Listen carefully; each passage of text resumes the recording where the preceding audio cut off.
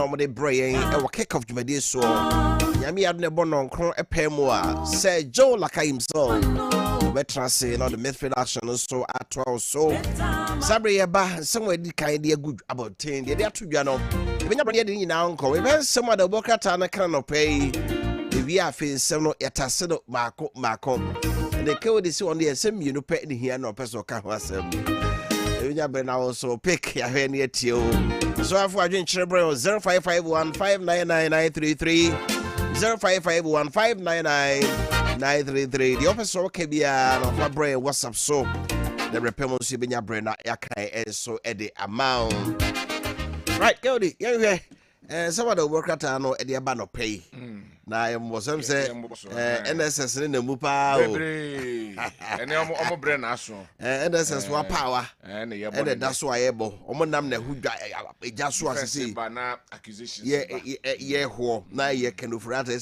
say shift from Ken e de call yeah ko akata be na de say right na me share daily graphic ase na afi memfa eno en chase o hana daily graphic enim Omampeni edaho His Excellency John Dramani Mahama wa boni suit kama we political suit wa bona de kama fe na oda no say at National Education Forum launch President outlines areas for reforms eno ewo afi President Mahama declares asset eno so ewo OSP remove former finance minister from wanted list to kind of real time so phone wa Council of State takes office Duajaho is chairman and Dante ma yemfanko yan kran kasemu na yemfanto na was say omampeni ewo eye National Education Forum launch national and ode bia na say miamia hodo pese nsesaye eba ho no wode eno atodwa anti omampeni mfoni ewo hanoma eno so ewo krata no enumunya krata ne bia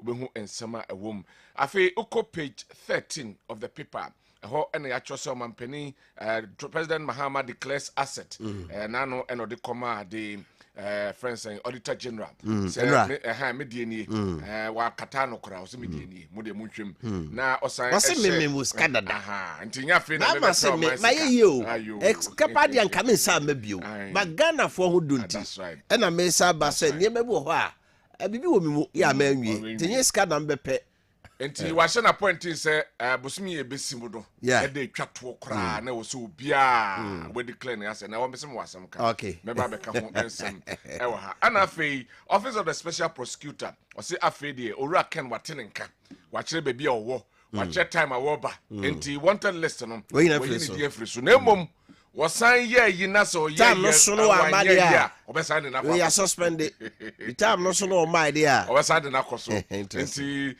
yewura kisi jaben en some of the abetudwa enti ohwemfuni epepa nanim a kanofori atam ni mfoni enso edaha enra swearing in of the Council of State no and also how mampeni kan sama hodo be brave and the form say Ghana for kra ye hu say asoma koye say rubber stamp no eno anse atam ne de sisu da bi enti asomo nwumadi no mudie no manfo hu so be kra nken enskabo mo nhyem kana be ye menwanwa so hwe etitio pa ya bo mudin na some koye rubber stamp to the president. I'll be very much surprised. Unim, Wofa, we are Chief Justice, former Chief Justice, so far. So on the different one. Another didn't see so. But that exchange by no, what time na konya kotra was a massa. Madam, Chief Justice Corano, Becamaji, idea due medium of Famadia. It's another year Chief Justice. Na utumi seche no card the enye no. Chief Justice ye wonti ne oko Council of State. Tuko ho bibia. So for akufu ka so we kana no ato. Osoka. So see what done the say. Wa be ehunu. Nyobi a no ye ka ne hye. Bi obeka na dwene. But ya na ewom say saa dibia no nko anti megina bonten. E meka se o ade we ye koye no. Me de me ka se me mpre so. E no mka se chinchina wo be ye. Ene ya na ha dwen. Ye culture no. Won say akoye futu. Enye chinchina se no so ye no. Enti the me two for nasa wonfa mayo den mentime nyohwe mentime megina bonten ka se okay nyina ekọ enom se yenko ha na menko dem se da bi eyeku na most of the time no di brana ni pakro no wo no wo be kasa nsam ne fa no ho a na se wo de nanimu ye fom okay enti ni nyina aka ho but this time around I think say omo rule no omo enye ne clear na manfo hu say yes e ba se ya sei ni ye ka no and as a council of state baby omuntimi issue a statement collectively sa oni ba ade ba ko a aboyen Ghana manyosem se ye de wato bibia no na ekwan a osusu se wo se fa so ye ade no ya anye ne sa na obeka se mejai yentimi nye kebai obroni obeka sa da bia ye yenti ene de nya de wo ho na ofa de ya do de ho be de resign ko di de tefa kakra wo ho obeka foti obroni ntesa obroni integrity ho hia no te ba na se ye yo se ye obete se ma resign bi obeka se ontimi nchirim ba wa resign say ade ne yenim gwase de we be ba obeka se ontimi nchirim ma resign. Can we do same? Okay, Daily Graphic they were anim. Yeva the Chronicle ko wakata no to aso Chronicle so na ode aba Honorable Muntaka Mubarak ya so for he amanyesem so Minister of Interior say aswas mrasebegeni ne mfoni wa ha mama will insulate police from political interference or say mampeni John Dramani Mahama on fa manyesem rura posifo dwumadiem kra say posifo adwuma mo ye se bia yesi bi ni posifo ye fa nipa na mampeni say umedemele saba se IGP menkwa ha posi ni menye wei obeja posifo na omai bamboy adwuma mo ye no omaye so no maye anabo say sibe entwi na fe Mustafa Medifoni wa ha o say sibe Mustafa you see fight back say fourth estate accusations are baseless and misleading say the candidate to your come be ewia kind statement na honorable says sibe Mustafa edi abarom je semwa fourth estate di aba betu dwa say ghost names 81,800 plus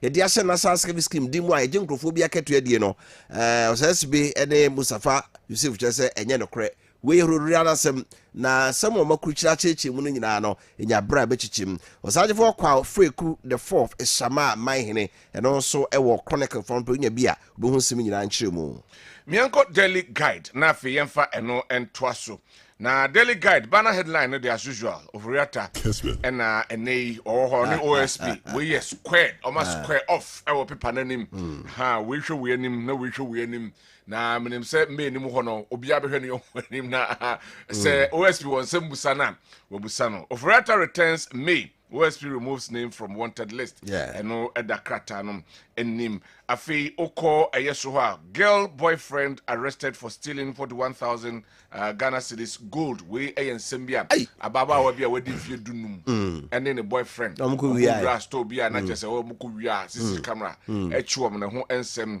ewa ha GS sack non-payroll staff Godi sasa me hu non-payroll staff what him say ni pendu e form kra no eye before see beto aba no enra krata free Ghana education service by chese wo awudi nyanko payroll so no see fa make kra no a how araho that is some of the directives have been so taken it overboard. Have you taken overboard say abide the directive about or say from 7th of December.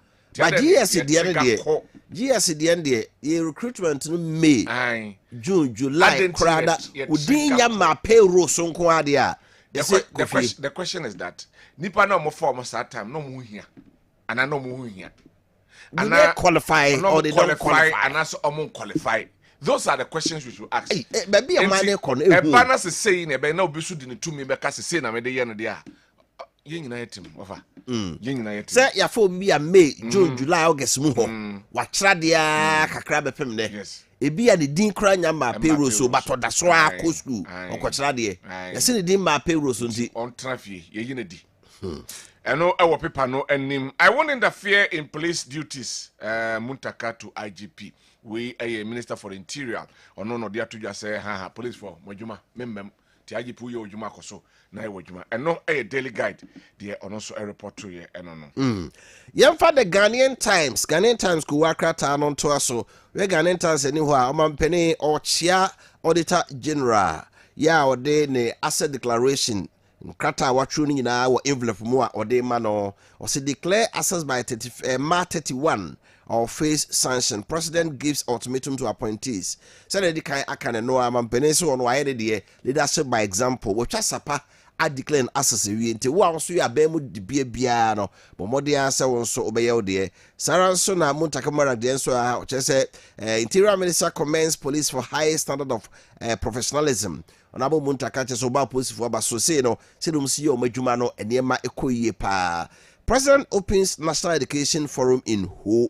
And also Ghana Umesua ya ban kire say wo se transe ni nyina adwendwene ho say ebeko yie ana say de ewo mu siesie yen sakram ana say yenye ne de ewo Kodi bibi wase ha was cholera outbreak 719 cases confirmed 49 deaths recorded cholera ayemto ne afia yade ni ehuni na eba edeba na benfie kakra nie ituase na yenti cholera bi but afin kwa yenu baby a February o enipa duanan kron coastal areas no na was central no west but ensure no try betimi yakọ baby a eti de mi say de na ye kane no a e ma cholera na yentinka biewu a all of a sudden ye de gada ba for man asaya sorry kakraka sa nipa 41 na ewu na 719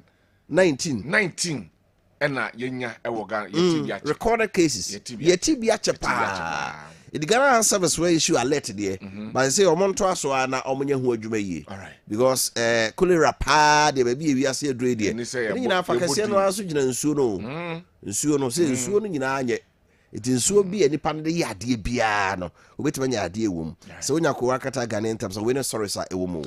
The New Crusading Guide and yade etwaso na New Crusading Guide I say Ken Oforiatta no more on OSP wanted list returns to Ghana in May. Yedi kan aboso edada we former finance minister and who ensensem no am. Ex-NSA Director General deny padded ghost names allegations inti and also of Yedi kan aboso Yusuf any omaka no omababonte said there be under the krata tin aba abetrim ho ensem enso hanma ene yedi abm mamum MPA to deploy automated dispensers to implement 24-hour economy and also our MPA force and the automated dispensers ba betimi aboama 24-hour economy no and so it ka aye National Petroleum Authority one more and the sansemi abba na we also say APD 2025 compact calls for action at 38th African Union Summit and also our people name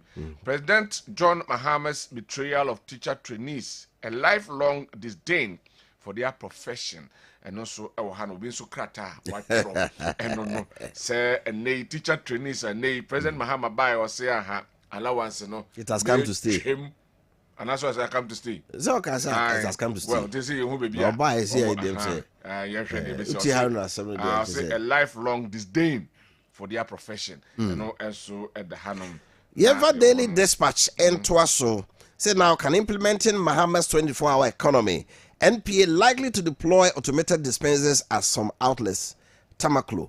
Tamaklo. So that NPA no say Nifuni how say no 24-hour economy be sha say adwuma etubedu filling station bi wa na obi anyina ho na fidie si ho tuduru anadwo be 1-2 kura no a no say du ho na du sika hyem na wayi ade na hyem na papa na buo wie na wayi di ahye ho nti part of 24-hour economy no mete say Ghana Publishing Company CEO no so e be sha say na 24-hour economy no o ma sha say print anopa wi ane anwumre nyina e good ye fetch my phone bebrea enipa ni adwuma ye no je say eno so ebeboa Sarah so say Montaka praises Dampare for improving the Ghana Police Service said the kai akano Interior Minister o say IGP aposifo adwuma no say ekoye pa we are sure Mahama's investigation will vindicate as former NSA bosses and also some ewa Alex Moult is the new MIDA CEO. Okay, Alex Moult ona can know that GNPC ano a Millennium Development Authority e hona say mampeni nako say onko da no onya ko wakata Daily Dispatcher details no nyina enso ewom. Right, my yamfa aye the informer and twaso na o say post Oforiatta house raid Yami wants Ayarga over apology. Obekaya, the majority leader Kujina Parliament, Epacho, Neno, and Yinra, Yamin, Ababonte said there be apology bang. And there be apology, apology be any baby, and no ensem our Peace Council cries for offices, and also at the Ayepipano and Nim, and also our Honafe. Ghanaians will hold us accountable. We a former president, and also Funi Ewaha, Mahama reminds na Yami Dieno, and Ramemeti, na Emwa. I don't know over. No, say read call can Oforiatta fee no. You name say enye. omo nya also aye divided o ebi say e correct pa say omo ko so omo justify say ho no me what is the justification skeptical say onya hwehwe uya sa no wayi mra to nchen na so only person nipa no edi person that is what I don't agree. And Ayarga as a lawyer and as a majority who said that yes enye zempo ye bi tia MPP bi ni bi NDC ni bi kra nra and just an yento so and wa pacho na fellow party ma beka say adenti na akopacho Opeka edu digital club about think say ye board drums in mponi ye nya nhase ne ye hyase dia no you don't know what is happening. Of course the law must but not those communist inferior tactics. That one and okay say chachuchi kata no I saw them I know koche and why should they do that they almost to na sorry them so we condemn that to na come say no jina pope so a say na o mal message no ye it was very bad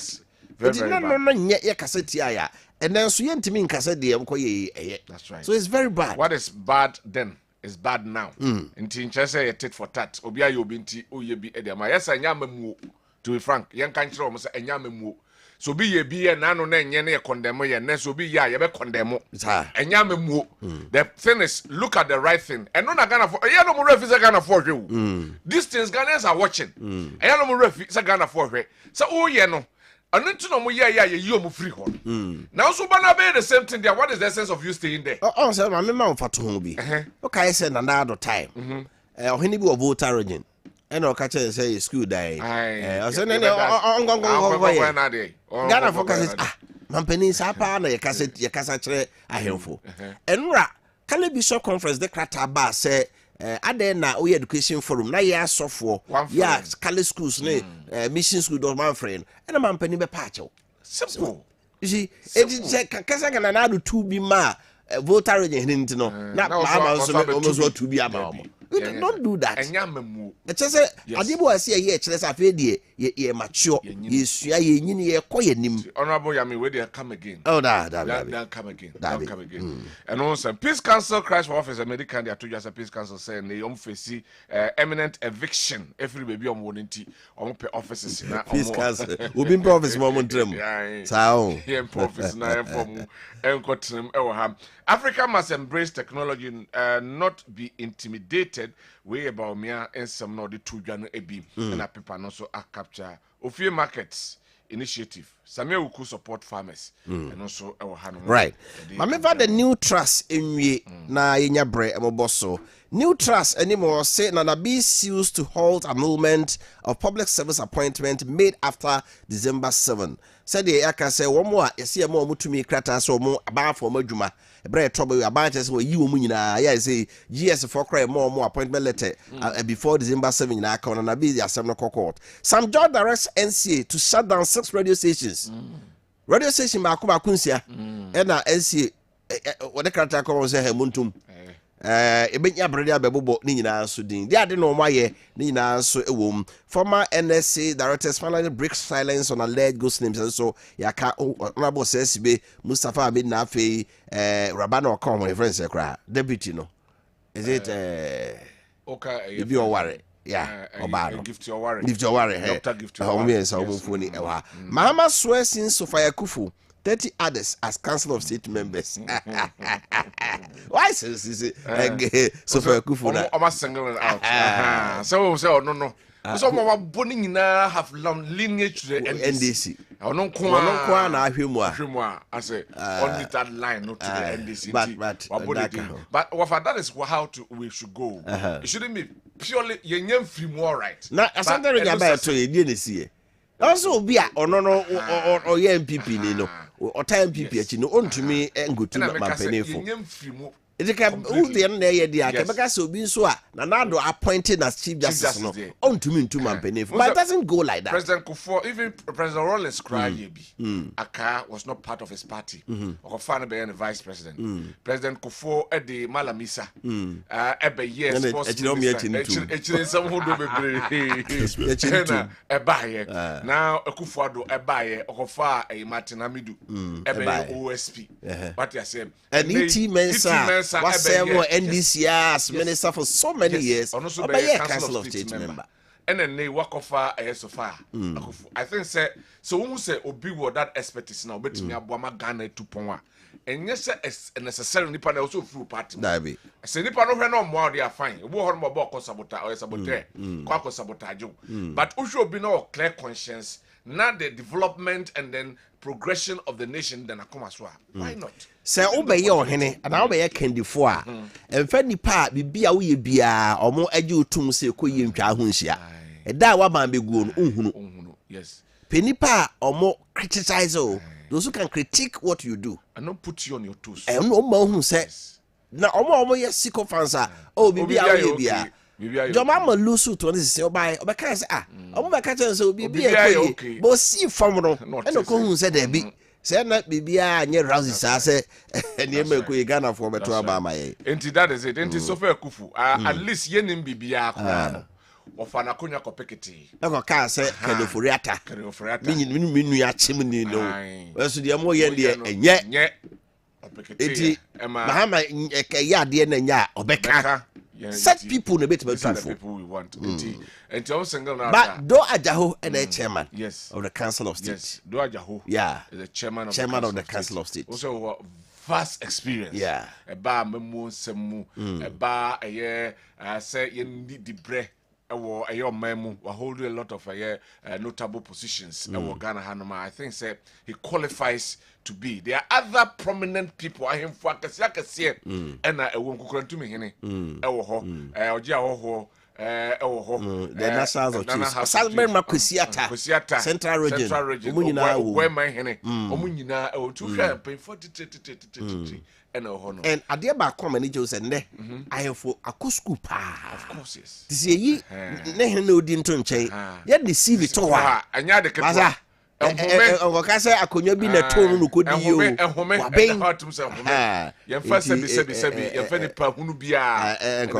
Anti we are expecting them to do. Mr. Meba justice to that. Okay. GJ also 7 assault cases against journalists and Damhama unprecedented.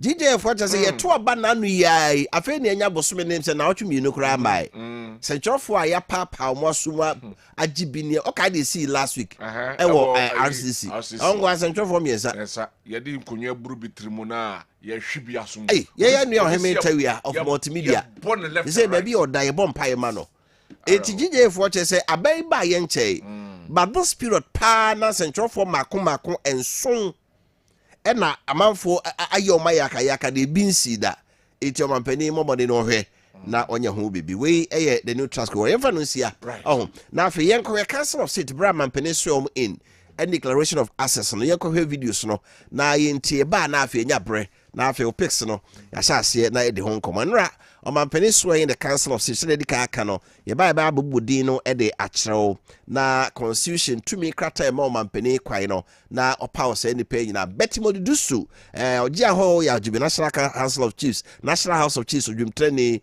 wo munyina so e ho bia de omampani de na bodin krata na tumi krata e kyerɛ say ye ma say de bia no eno e na wo hwɛ no ha saberma kwasiata no nyina obia eba beje ne de titiri wa wayi wo mo so mutunofo no almost swear in na odi adwuma no hyɛ nsa yenkotie emra yeba ebedi nkomo.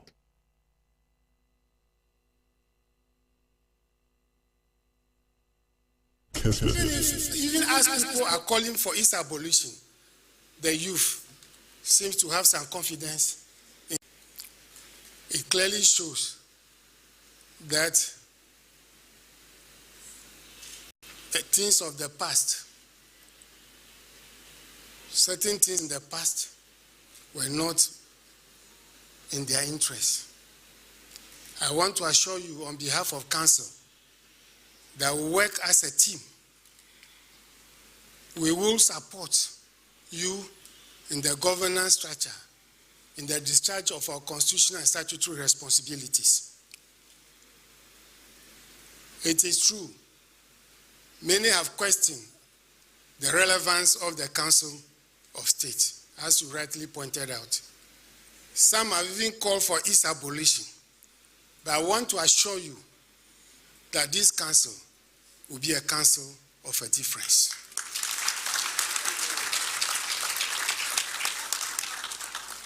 Fortunately, many members of the council are people I've come across in my public life. Distinguished men and women in their own right. But more importantly, I have hope in this country. And this hope is consistent with your vision of empowering all manner of people, irrespective of their background. And Mr. President, I wish to report that we have 3 young men on this council who are in their 30s. The youngest being 32 years. So even as people are calling for its abolition, the youth seems to have some confidence in their council.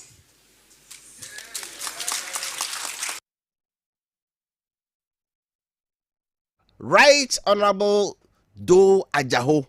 Yeah, Honorable Chemno, Speaker of Parliament. Ghana May, a champion of Hebra from 2013 to 2017. And a chairman of the Council of State. Justice Wofa Kofi, one of the certificate of instrument, on also the SNS. Was be no more the Council of State, no, I rubber stamp.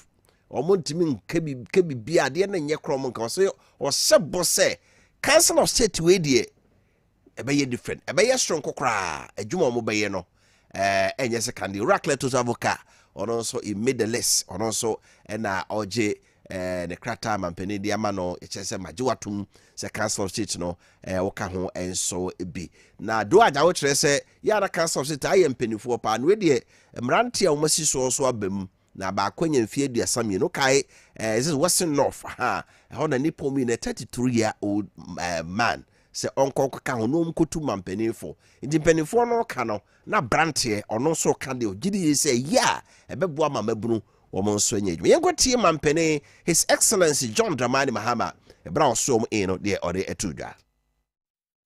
Marks another significant step in our collective commitment to the democratic ideals of governance and development.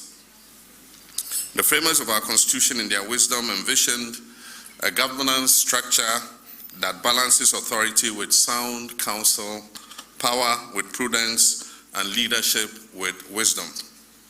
It is in this spirit that the Council of State was established to serve as a reservoir of experience, a fountain of guidance, and a bastion of non-partisan insight for the executive arm of government. The Council of State, as a distinguished advisory body, is composed of men and women of integrity, experience, and sound judgment. Your role is not merely ceremonial, it is one of profound responsibility. You are expected to offer wise counsel on matters of governance, policy, and national development, drawing from your diverse backgrounds and experience. The times we find ourselves in demand nothing less than selfless service, constructive dialogue, and unwavering patriotism. Our nation faces complex challenges, including economic distress, social cohesion issues, and the need to strengthen our democratic institutions. In addressing these issues, your voices must be heard not in mere rhetoric, but in insightful, actionable, and transformative guidance that will propel our nation forward. As you take your oath of office today, I urge you to be guided by the principles of integrity, objectivity, and above all, the national interest. Let your deliberations be marked by sincerity, your advice be rooted in wisdom, and your service be inspired by the supreme welfare of the people of Ghana. I also wish to draw attention to heightened expectation of all who serve in public office. Ghanaians have indicated their revulsion for poor governance and have come to expect nothing short of quality administration of their affairs. In recent times, the Council of State has come under criticism from an expectant public who perceive their work as unsatisfactory and merely one designed to rubber stamp executive decisions. Some have even questioned the very relevance of the Council of State and called for it to be scrapped. I hold out hope that your tenure as Council of State members will convince those who may doubt your functional necessity about your importance and put to rest any such perceptions. On behalf of the people of Ghana and on my own behalf, I congratulate you on your appointment. I'm confident that with your collective wisdom, we'll continue to build a nation that upholds justice, progress, freedom, and unity. May God bless you in your service, and may He bless our beloved Ghana. I thank you. Way Airman Penny's Excellency John Dramani Mahama Council of State members on Swelmo in. Now, Sadi to just a Ghana Forka, the Council of State in the crowd was Ubia so into a Beya Henka Yingono. Now, quickly, a baby composition of the Council of State Kano, Mountain Bia to Aba, not we ye the nipa. Now, movie at the Man Peninsula bo any pana be eating a day akahon. Who and who? One and why and nobody what Council of State list no emu. Gaudi, some di kaka no, your ex official members. Yeah. You see, your ex Chief Justice. Chief Justice that are called retirement. IGP or call retirement. Chief of Defense of call retirement. Near the National House of Chiefs, President Ayade, Akahon. Into a momudi was so no, Justice Sofa Ekufu. Muhammad Alassa, Sofa Ekufu, former Chief Justice. Muhammad Alassa, a former IGP. Marshal Maakye Oje, former Chief of Defense Staff, and Oje Ahoya Ojebi. Aha, we money as official members no. Afi appointed members. A whole one na some no. Once a regency will be out of any day, but appointed members no. Hold any penny will hold. Aha, womo ena omonso edin edidiso. Da sebre wama dako. Osaber makwesiata otoso emienu. Justice Vida amount Kwanua Akoto Banfo. Edino Gokra Japa, His Royal Highness Mampawura Japa Acha Ade Acho Ade Benyin. Honorable Cletus Abuka, Right Honorable Edward Koledo Ajaho, Dr. Eunice Brookman Emisa. Hey! I mean, didn't catch you. Mrs. Betty Mould Idrusu, Cynthia Ajete, Mrs. Modle Enim Ado, Nana Sa Jemfua the second. We don't appointed members, no. So it's all kind of constitution that Article 89, no. Say region BA in the area. Mampeni bebo inipa mako edu bako edin. 11 other members that the president will nominate, apart from no Article 89(2)(d). Okay. I say other 11 members appointed by the president. Okay. The woman amubo mudino. And I almost saw ya to Abama then the region bia to the Asante region Raya Obimpe said the Nra Ekaya say on the dim kunimwa okutu mampeni fun. The almost no de no ewo and na yede atu say no nipa no aye pe nipa mako Ediasa Bako, 31 member Council of State inaugurated. The position be at the Mubia no acting Biano, ye de be acting governor, Bank of Ghana, acting CEO and GNPC.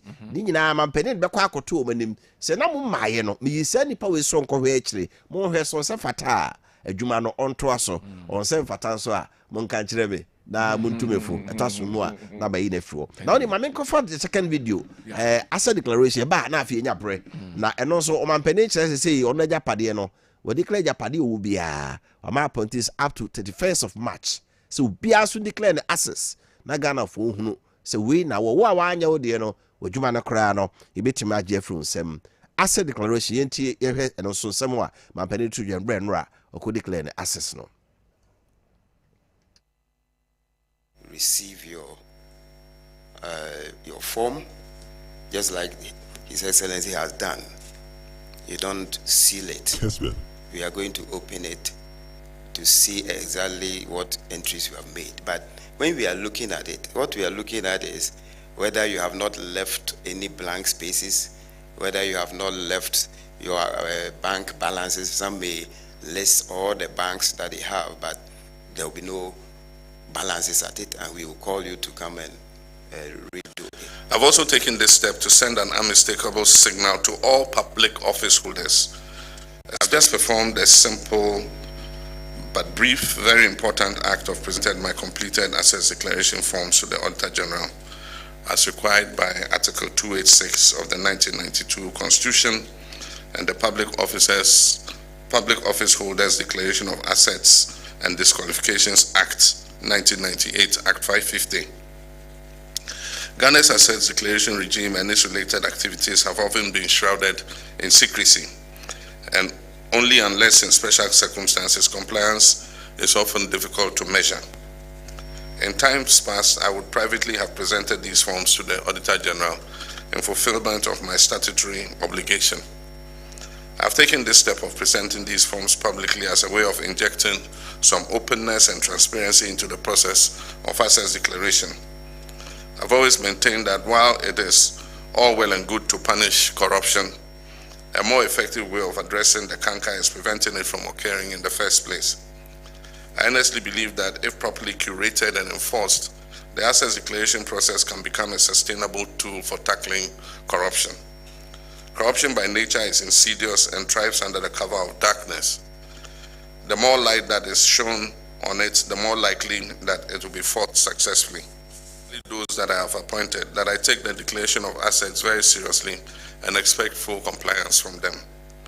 I've asked the Chief of Staff to send word to all appointees to ensure that they declare their assets by the end of the first quarter of this year, that is by 31st March 2025. I wish to stress that any appointee failing to meet this deadline would face severe sanctions, not excluding removal from office.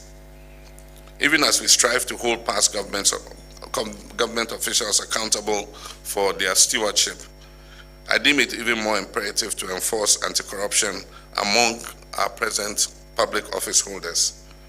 Charity, they say, begins at home. I'm therefore determined to take the necessary steps to ensure that we fight corruption vigorously so that the precious little resources that have been entrusted to us by the Ghanaian people are used only in their interest.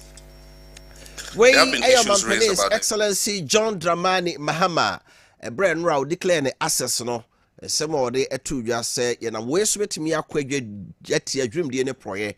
Now, it's a general no casano. Was so boha, ultimate in the form no ba. Bibia envelope mu. No, let's say, me account, bank account, ewo, so bank, so bank. But I'm first to be a show. Ebo was in a bank account no. See no, me go to you on us with your kind. Go at our end there, we receive your form, just like His Excellency has done. You don't seal it. We are going to open it to see exactly what entries you have made. But when we are looking at it, what we are looking at is whether you have not left any blank spaces, whether you have not left your bank balances. Some may list all the banks that they have, but there will be no balances at it, and we will call you to come and redo it. That's the extent to which we do this. If you say you have 10 bank accounts and you bring it to us, how are we to be sure that indeed it is only 10 bank accounts that you have? If you say you have 2 buildings, what can we do to ensure that it is exactly the 2 buildings that you have?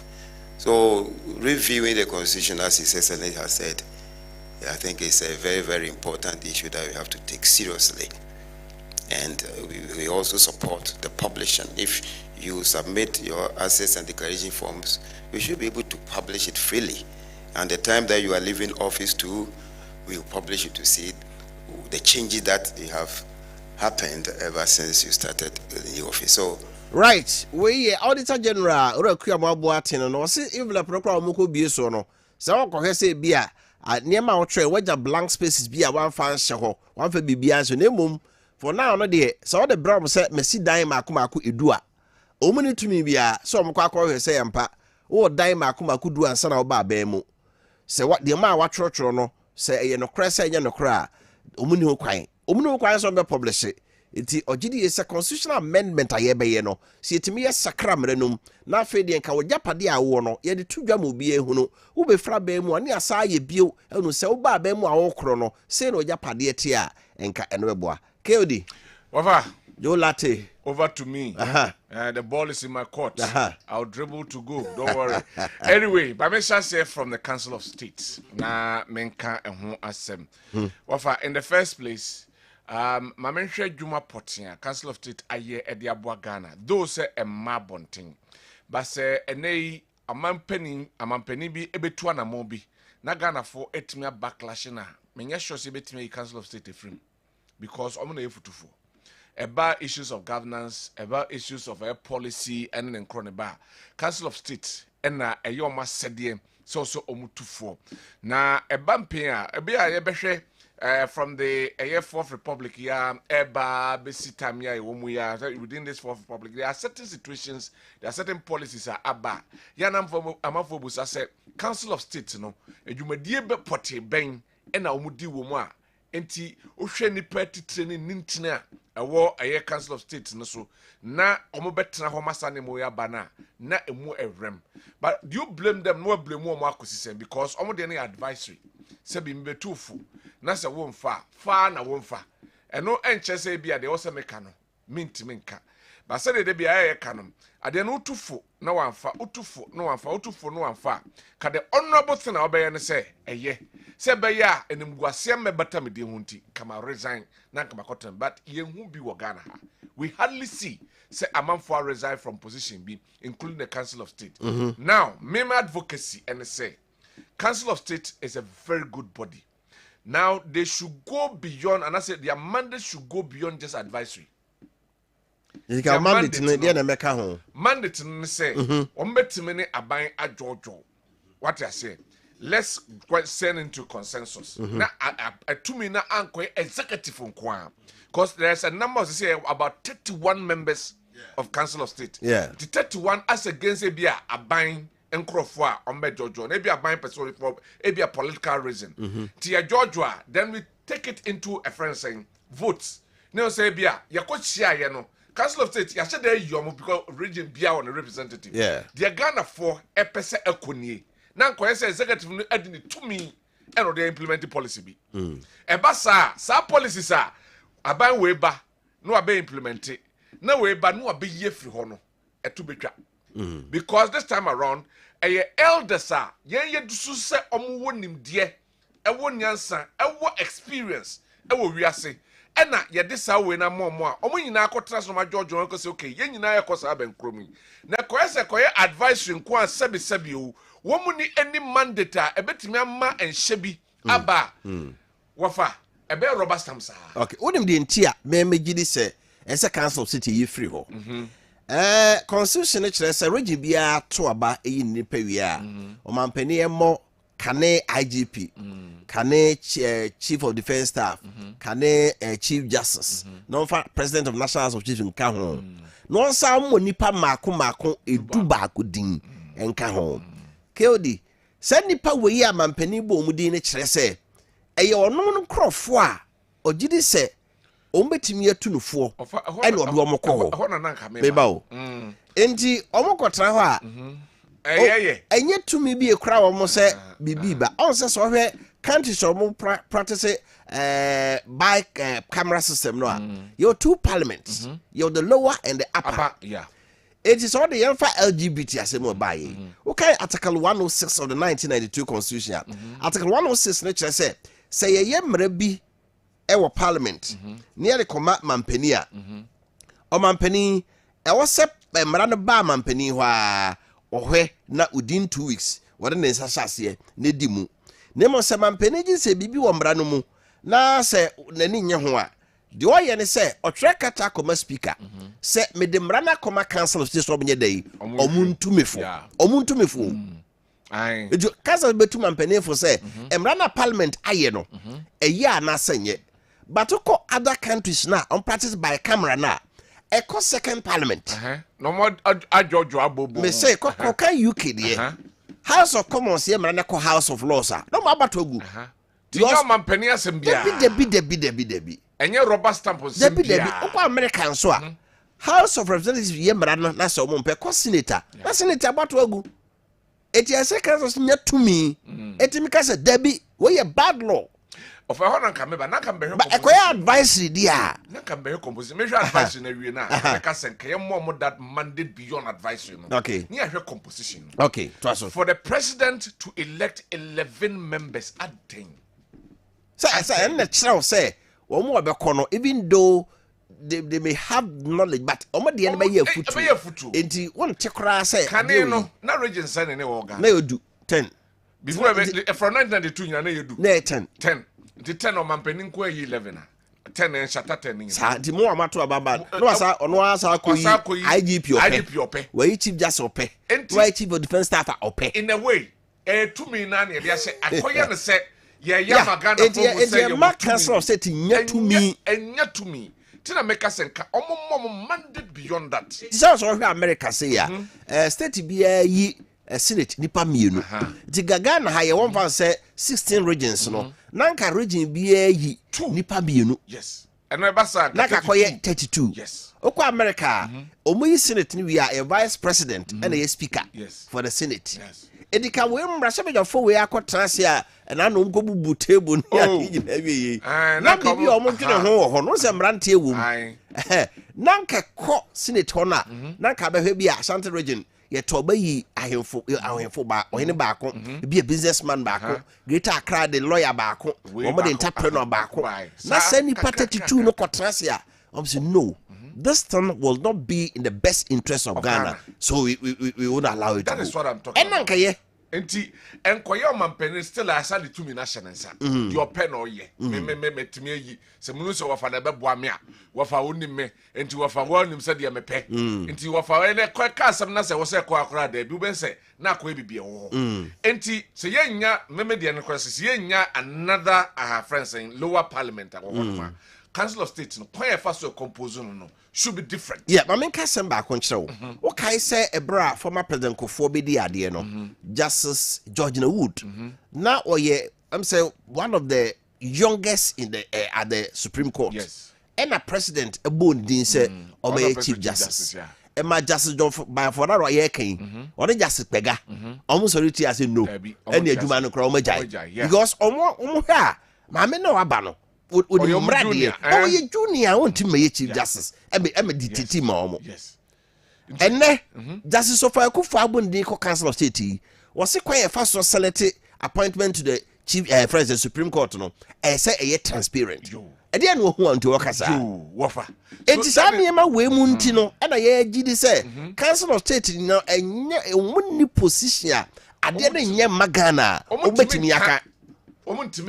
Meanwhile, Ghana taxpayers' money, and they be home. Yes. Can you say you're my minister be a 4-wheel drive Land Cruiser, near man saloon car? You be my Council of State penny be any 35 yabum 31 no, be a binya Land Cruiser.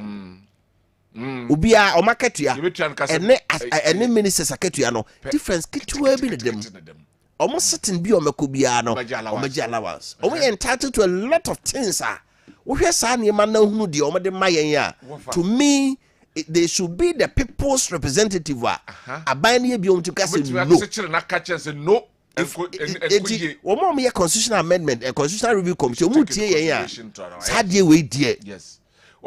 Whether we abolish it or we make it a second chamber of parliament. That is all. Yes, our party and the current state there. They will try, but then to me, yes.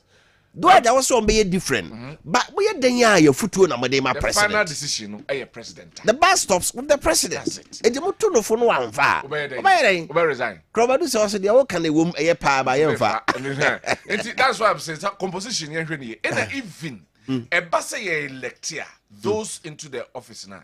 At least there should be a criteria. Okay. Menya sure say obia and you obia na qualifies or Council of State. And you obia. At least obia also call Council of State no so no e obia wa bobra. Yeah. At least e ba se yentufu a obetumi etufu. Sebi o menka age asem ha. But obi ho na no so. But the niam wa fam no. But this time obia say obia to be qualified. Council of State here. Say na chi bia no. Se be no second chamber year to abade ya beba. So ko UK. Na ko America. Onye seasoned lawmaker. Ontimi nko ho. America ko UK. omo first chamber na friend no House of Commons it ye ho de obia timiko ba pa chamber no ye friend no House of Lords House of Lords na e gas ewura nom fie eti won fa parliament ni mu nu ba bi America the same thing. You have to be at the House of Representatives now, build the experience. And son, what contest ya compare Senate. You know, now we need all the intricacies. You might be a bia. You know, yes, so sorry. I say, oh, say ya baby, you beam floss. When you're 20 years, cry to about me. We need. I saw 18 years out to be called. Yes. Now, Brabba now about go to my benefit. There should be that criteria, clear cut criteria. Ebet me, I elect a man from Mako because a Juma no Mokoyano, and yet Juma Kitwa. Homo to a man penifo, 7 young for Babianco, so go to a man penifo, and your horse young ye. Now I heard the 4 composite way now. I think say a one wasn't come build free. Former IGP, former Chief of Defense Staff, former Attorney General. Former Chief Justice and the President of the National House of Chiefs. And Sunday, better by you, so you're President of Hana. Now, why who say yes? Because we are teaching where Kotos Abano. Of course. Ugas Mbako ye, Sabe, a brand mobile, Sabiaso Medio Manim. And son now rising through the ranks. Now, no the position of Commissioner. MA IGP. Now call retirement, no. To be a chief of defense staff. Isn't it a joke? So to be a chief justice of the Republic of Ghana should have been the standard. Sir, yeah, they best selected other members. No? I was looking at other. Not Reggie Bias when you do open. Reggie Nico Yini pass, as is from this about to Adamiski. No, we was Sikana or this cack of family at Tuabayina. Yes, I go to Mampenifo. How many business? Let me tell you. Council of State no be business. Of course, you be the contract. Yes. And that is the issue. And Yancho Horn, na me sure another thing, so say. Why not say a beba sa Mampeninko you way no? Say, a year, friends saying, House of Chiefs or Meboa. You bet you have a House of Chiefs for some form representation. I mean, it's all your consultation and some ye dear. Oba a entrepreneurship omo group ho momfa a key people are modern sound betumi to aban fo on a bar a economics any finance yanhwe sanye money nyina inse so aban be yi no na omo anya me so mama 2 scenarios na aban afense omo anyi nipa omo dwense betumi aboa ebe yi sa politics no ne sanye money nyina Ephraim okay na ye ho atoyen right na etumi eba sa the rubber stamp nature na yepese yi free ho no be free ho okay e be free ho because enya buy na appoint to I can resign se me kona se bi e cancel na se bi anema yi anya se bi am be post car na se bi nipa no woni bi da o woni onyam bi dadara nya fe na obekasa buy you nti aban da bi obe resign ho. Now let's come to the declaration of the asset. Wofa you know ye ho any yesere yeah you declare ho ne to ne sere Ghana I think say enema bako adade bako so yesa hwem our constitution me the asset declaration aye mrana eda wenum no.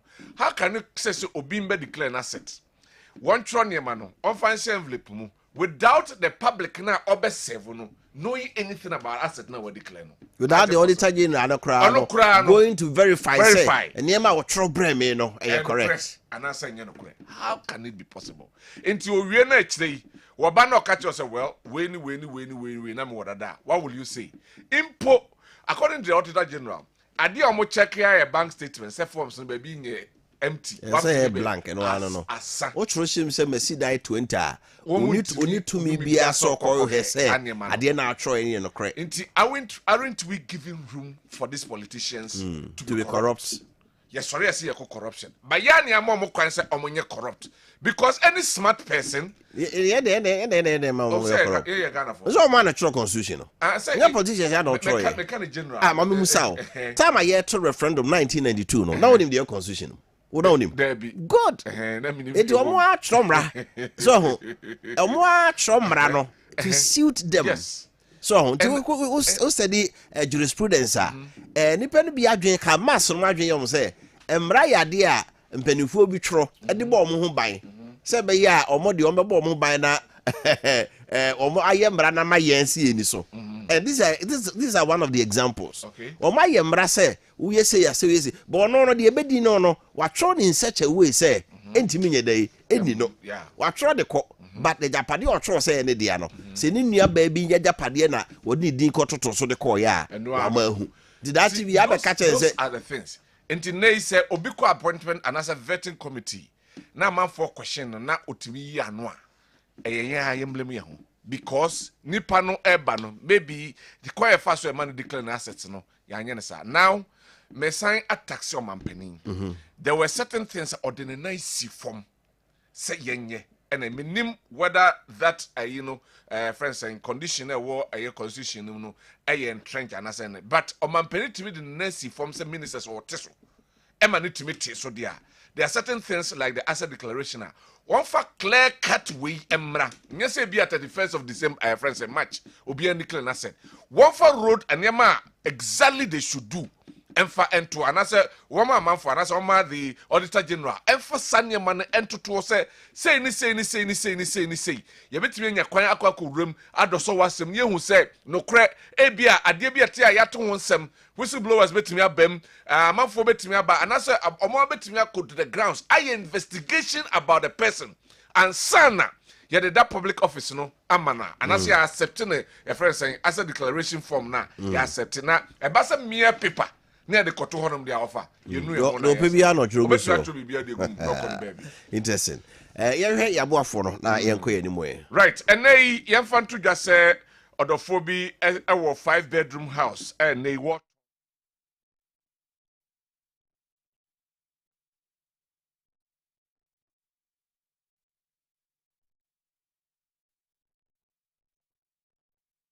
Honum na a gated yeah and they garage assign eka ho na paperwork se wo hu nyina correct from so bien ho boni bia eni ho na a fully finished of a fully finished as say bibia wo nya fi na akoto tv ni free ai bibia wo sense ma pe hwem se na ni ho na che say wakọ akọji free 0244 271809 0244 271809 na fe information bi a ohia wo ho no yemfa emma wo Medima for Herbal Clinic tunde say Dr. Time da so o se ade bi da so bia wo de chini ache onya boafo brana so ye Dr. Time da so no edin wanya if you say obi kọ na ya asabe ho a ka che say yade yo yade bai bosome na otwe mienu ana na otwe ho beto ebe no so no na ho ato pepepe enu nti na manfo frɛ no Dr. Time da so ade kwankro bi adokro wa cha unya boafo no umfa nko Medima for Herbal Clinic tie na no pe utie nka tumi kana kɔ na udru how to ebetwa atwemagogo kumase atwemagogo ena omo ewo ene won kasa 0244 774282 0244 774282 de ewo ho e de maw ene se opebe bi akra usika na wase nyamfaso ewo ho se tam nyesika krobia odusika koto ho no wada na dwo na obobrim na wo sore na se msika enti ewo honom da bi yeka multi credit savings and loans a mfie eduonu enum 25 years of dedicated selfless and then accurate service and ya render edi ama Ghana for na ye ne sanso na ye dwen wo mo ani omu edi dwuma no eho ha charges bi wo honom a ya bomode yi ni nyina afri ho se be ya ho ebe hare o ene yi se otekpekwe na se bank bi betewa multi credit da bi eye free alert bi beba bia no eno eye free na de de ewo mu no se ye nya mfie eduonu enum na da bia ne bra no ya na ye de eye products bi ebebe keka ho kane na nke group loans ewo ho no ma nei isa mo kam ho bom na mo nyina ma ba eye ba bi ewo na ma be ka bom mo agilo na mo de akodi mu dwuma ene de ese da bi entisa wo ya nkrankra na pese onya loan edidi dwuma ene me dwuma beye anase ne medi eye dwuma beye na edusia eye 2 months pe na wa qualify na afi wo so wetimi agilo na de akwa akobọ obra na dwumadi bi apese wudi bia no wo de akwa akodi obehu eye multi credit savings and loans headquarters ewo Bantama National Health Insurance Scheme omo office no ye be hu pe sanso na wo ba dum Kumasi as the house enso your first floor na ewo afei 66 6 branches across the length and breadth of Ghana. Bibia obia no wohwe aso wohwe multi credit okọ ho no a de amba bosu nyina no okọ am no bedi dwuma na bibia akoso enso e de amount. Mamemfa Aseda Clinic laboratory mfanto onim se February bosumi eye adofo bosumi. Eno nti Aseda Clinic laboratory si enka o se oboto bosumi esi o se bra mo he nipadua no mu hwemu bia. Hepatitis B screening, blood sugar screening, sickling test, blood grouping and afi blood pressure ni nyina obehwe e de amount na esan se bosumi a adofo ye de e kire donti no watete bo no so pa ukuta health insurance card out the bar omo eje afi hepatitis B vaccination no so omugo so eye bra na omo vaccinate ye bo no eda form pa Aseda Clinic Laboratory ewo Kumasi Dum Aseda House Abrosema ya ena omo kasa wo 0557 522 622 0557 522 622 eso afe Kessben Travel and Tours see mfanto anim sa kwento on sem de amanfo nim se efretete ubetukwa akọ wiase ba bia na wamfa medan Kessben Travel and Tour ha ho connection man beji usika di na nso ebe kwa air ticketing and reservation edupre na de kwa amaro na bia woni bo bra etu flight schedule ni nyina obehwe ama hotel reservation bia akwa akoda o mechero se okokro we so a hotel we na ne bo no ye hotel we na be airport wo be yen hye ni nyina ama aboa wo say ticket crowd to me to on credit utu kwan ya na waba ubeji ticket na ne de friu ukoba waba betua obi a ye business ni nim se ukoba da de ubeji ticket na on credit a omunsuro kra as the Kessben Travel and Tour Kumasi Dum first floor Aseda House there ye mu and one kasa was 020 943 4999 020 943 4999 so good Wofa okay eso mapaba so mapaba ti ode be ko tabia so ye bas ene de metene chepe chepe ene de o kan magine straight Baba boss akaba yeah na ho ye de yes adom na so yam yado na de na wo maye and I want you the straight in me man pegate you zao that's right I mean, you have to for no more kwaba. Sure. Tabia Herbal Company Limited, and I what you be any omudi shares. Me gidi say nyankopon adom. Omo ho ye de bia ye bo apomden ho de na yes say. Yes sure show apomden ho so ye because e wan kasa and nyankopon de say atumi na ma na mom no de odebe ko ni padwanim de. Make sure say ko ni padwan men conference so boni bia emfam bro. Eno nti na Tabia Herbal Company Limited. Ye de adwon wa so nan abedwaman so. Ye what Tabia Herbal mixture ho. Ye what Tabia zanike, ye what Tabia Herbal capsules. Ni ye what Tabia takum. But anope de mistro for America kebi feme. Na me no nkasa mfa Tabia Herbal capsules no ho. Na me ma hunu se hie wo se ni pebia wo ho a utimi detoxify your body no. Na wo yi fi bia free ni pegye nim. Na eboa ma ni pegya ni timi edi ensiesie yi. Won se de nyankopon hihye ni pegya no ye ni such a way se wodidi a e wo se aduane de obedi akọ ni pegya nim no. Emre so etimi besne kwa abonten. But obi ho a ben 1 week kra no ntimi nra washroom. On call baby so e basa eno na de pressure sem ne diabetes ne yare ahodo bebre eba eno no sa no be hia aduru betimi aka ni pegya no ama eyi sa cholesterol ne sa ne manema fat akesie ni nyina clear veins ni ma mojetimi di ni pegya ni mafusane eno nti na ya Tabia Herbal capsules no e de abase no de e ya kaduru eye aduru ayaye se esiese ni padwanim eyi fin pamo constipation pamo koko enti mesra wokoto Tabia Herbal capsules na nyese bia woti ne paiwo malaria na ye wo saa na wokoto but obi wo ho because of constipation enti ma ni tipai no so wo sorry na untimi nko washroom a be 3 days abos obi experience kata kakra uti be start say apa ho be start say ye hye ni nyina ye waste na wo ni padwanim na enti nya akwan mesene nko ye no ba wonya Tabia Herbal capsules na yakase eno de akadru enti ubenum ada wo nkwa adwuma no yesra wo pa da wo nkwa adwuma no na wanom Tabia Herbal capsules no na etinye yi usisi ni mu amaman ni fin bia free ho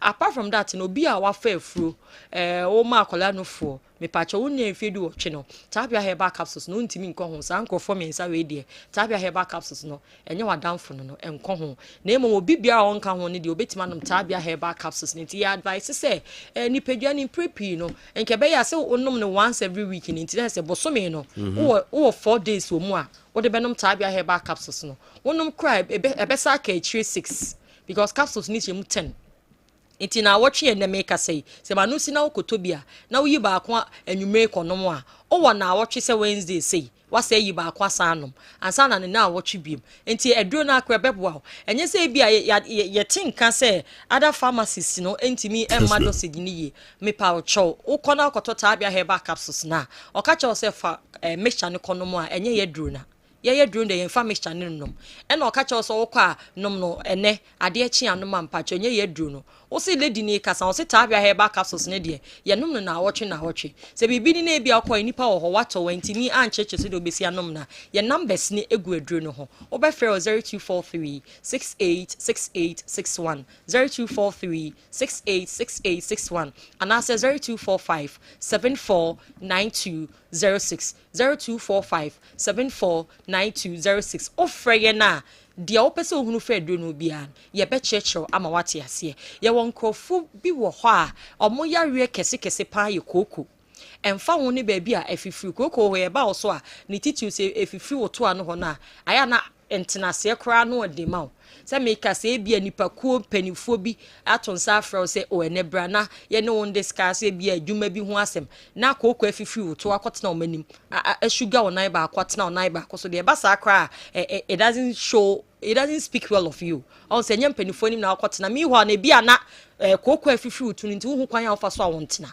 ba wonya tabia herbal capsules no na sa wo di ye wadru na wo start no nom na watch say de ye bo ho de ro na obo nu say de afifiri wo oyam no ehye no nti wo ko washroom affairs de obi ho a ne private mu no bo say na mocha kakra wo enye hu eye koko de afifiri mu na tabia herbal capsules no eye mu adwuma sa afi obo nu say de afifiri tu no nyina no ebehye na astarte amoamo na yi nyina de afiri ho ye hu adru me se afi we no ye mfa yare bebre nkwa afinim enti wo hu se wo ho dodo kakra na de bi advice say ko hospital doctor catch us say eye yare asumesi a ye bo ho de ro ni say ebi na enya wo ne dia na ne no anse waje wo fa no no abefia be tabia herbal capsules no na wanom enti ebitimi ayi wo mu fi ni nyina obi so ane de ne say because of esradenam eni nuane no wo ba report na najo e de ba ya chena ka ho owi a wasan no mineral na ka ho enti asemo yes ni nyina so anajo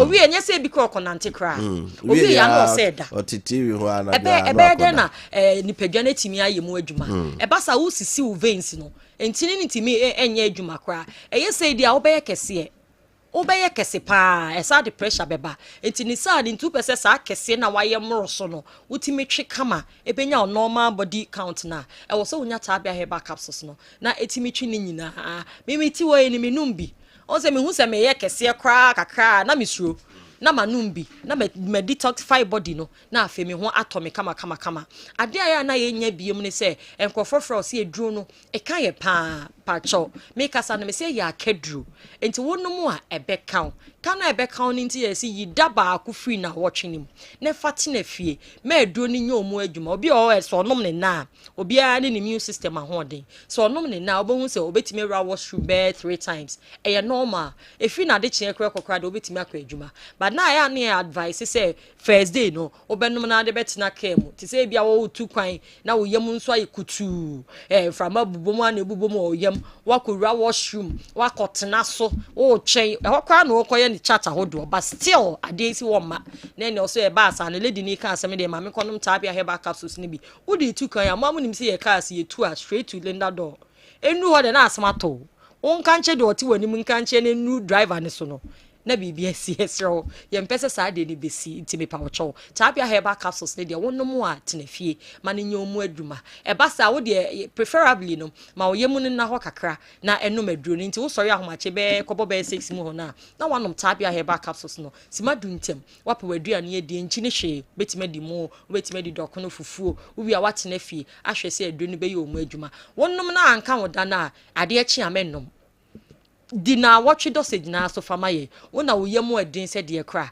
ye wo gidie se na watch ni mu ho ne de aduro ne be ye omu adwuma ma obetimi akọ washroom na bibia ye ka o yes a ne ma we nyina o ma ni padua ni freedom se ne ma na e wo ni padua ni no enya ne ho free na onya omu adwuma na de bia no on look active sa ye mutim ni kokosem ne srade nam ahodo a atare ni padua ni mu no e na de namness no nai sa ye tituti num nyina e de ba wonya tapia herbal capsules no na wo detoxify body na bibia eye kama edema Mr. Ope do etu a Kumasi drug lane Colinac mo ho Missy herbal ho base 9 pharmaceutical Danny herbal mo ho Ozos chemist Tabia herbal shop yenso ye wa this year marketing kan so nanabo ache tenated herbal repassion nom omunyina ho oboase so ye smart herbal so nyane so ye mosaic green light herbal menim baby Tabia product no ebi ni wo de okọ ho a wo so open dudu atu no more mutu dudu ne beko ebia opese oba ye factory ho na oba beto dudu so de free be 50 cartons 100 cartons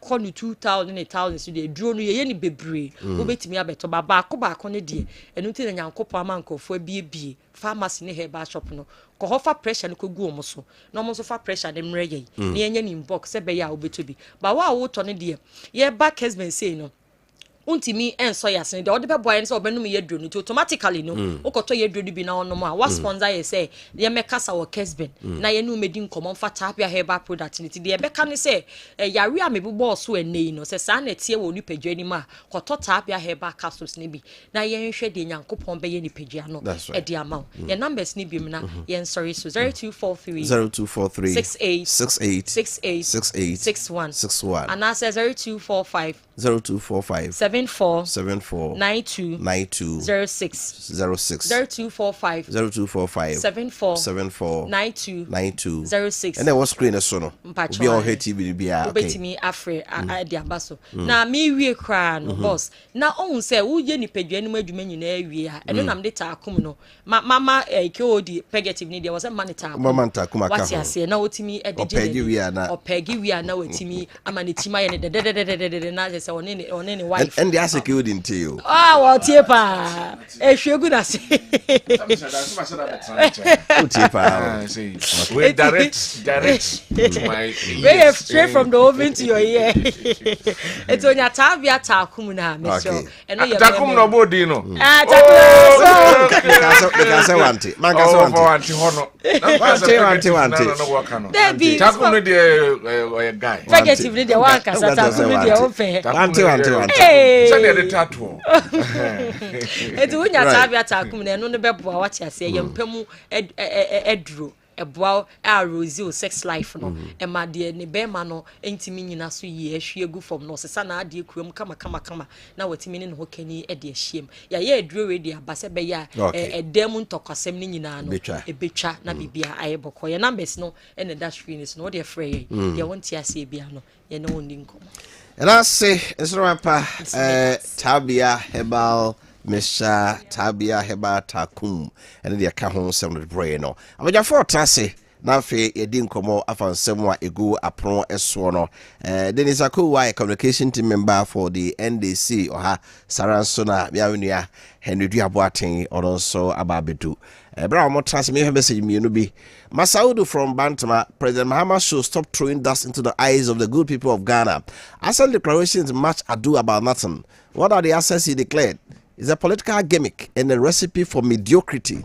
Please tell JDM to come clear and explain to Ghanaians how he will fight corruption in his administration. Regards to Chairman Odenho Wofa Appiah. Teacher constitution from Uyamwase. After JDM promised to create more jobs for the youth in Ghana through the 24-hour economy, is now sacking already employed nurses and teachers. We told Ghanaians that to vote for NDC and JM again, but they didn't listen. You told Ghanaians not to vote for JDM and NDC again, but they didn't listen. The NDC as a political party is even more dangerous than COVID-19. Greetings, Honorable Mavis Hawa Kumson. From Kapi to Gosomenshia, it's clear that MPP is the only party that can transform this country. So, inshallah, we will bounce back come 2028 to continue our good works for the people of this country, because all what NDC promised is a lie. Kenke is now 10 Ghana cedis. You will vote against them come 2020. Simple and short.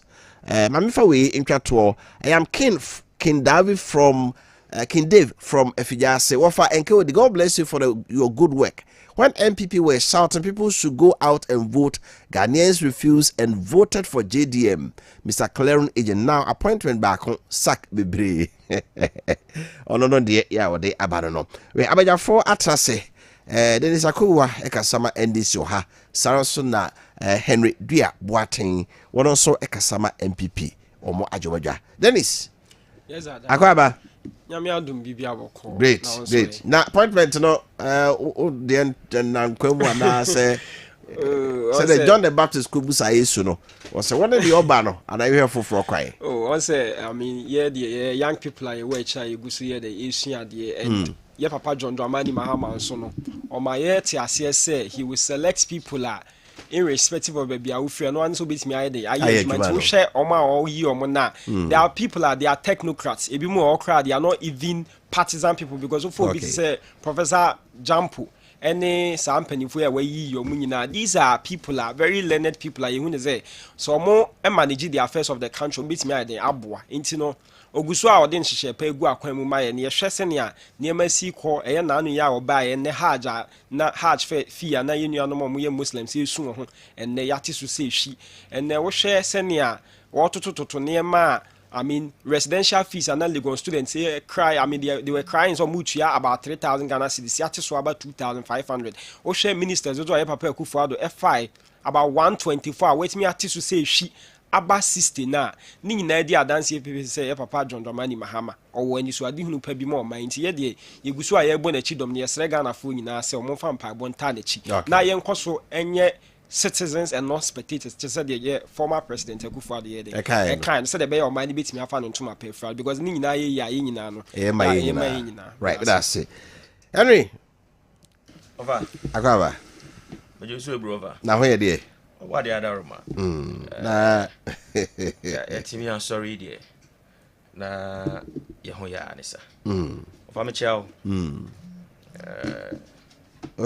reset agenda na said kuyi of the reset is not resetting no sir the reset is not resetting cra say pa no fa emabunu a e twadwe ma me chia asanteman ne Ghana man me free jo so ba idie na oguakru na hoye ana ya santo aso hoye na menchia NPP party fo nyina na menhye obia ankra ne se na Ghana fo na nka sei ena omwani dadia ene nka nsesa no kran ka mankaye isanse sabri ya de ofada etete ne mframa mu se school bi a sha se charge examination fees o yes you are teaching from Musa by who official parents ni bidium receipt akere yes parents ni bidium receipt akere ade His Excellency na do dan Akufo-Addo na enye say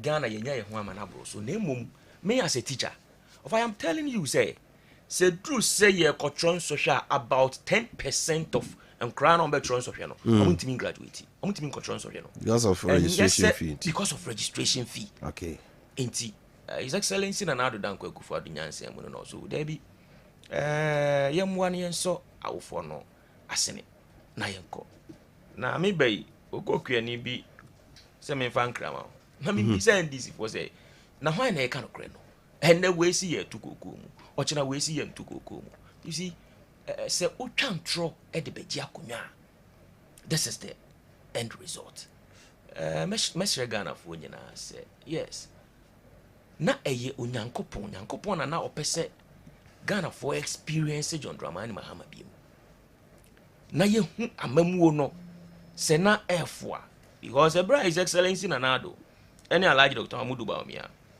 ede eniema no bi ma ye free no people were saying say yenya ye ho amana proso and now the reality is dawning on Ghana okay nti nchemu a na no and say Kanye no so dum toto Frank Kanye no ekododo first no yes I wouldn't say na ye dum Kanye but say one day yetimi dum Kanye 15 times one day just a day Kanye press up 15 times na do dan Akufo-Addo penso ye hu sade we bi I wouldn't say ye num Kanye okay but say yes say nkofo mfidie die adabraka okay me that say Henry then is permission sinfro so ye hwe asset declaration by the president and target to the appointees who here say boa me fight corruption na ya hwe president so council of state odoma so yi hunu so omo ye adwuma pa boa ye minim de obepeke na e de asase yi before some about the substantive issue the same be agu I mean from mu me fan say a very misleading on the basis say e bi must start to school fees and I mean omu tua feeding fee about 1500 near ade no on say aban for be about there are people are almost try to make take advantage of other people. Yeah, Papa, His Excellency John Dramani Mahama on making directive be also be into taku and answer simple for feeding. It is a way out for Nasa Uchia Bibi sa. You can just report it to the nearest education agencies and also penibia or the penibia winning the bia or the cocoa sa report in the year. Emma no sans me at send them bana I was listening to other platforms on also with near cost then this is the same thing and answer the propaganda. Or must start no credit say NDC are buying for Abano. Yeah, Papa John Dramani Mahama or Jitaku and answer simple free beho. If say Uchia Sadna, you are the person that will be taking that money is supposed to be held liable.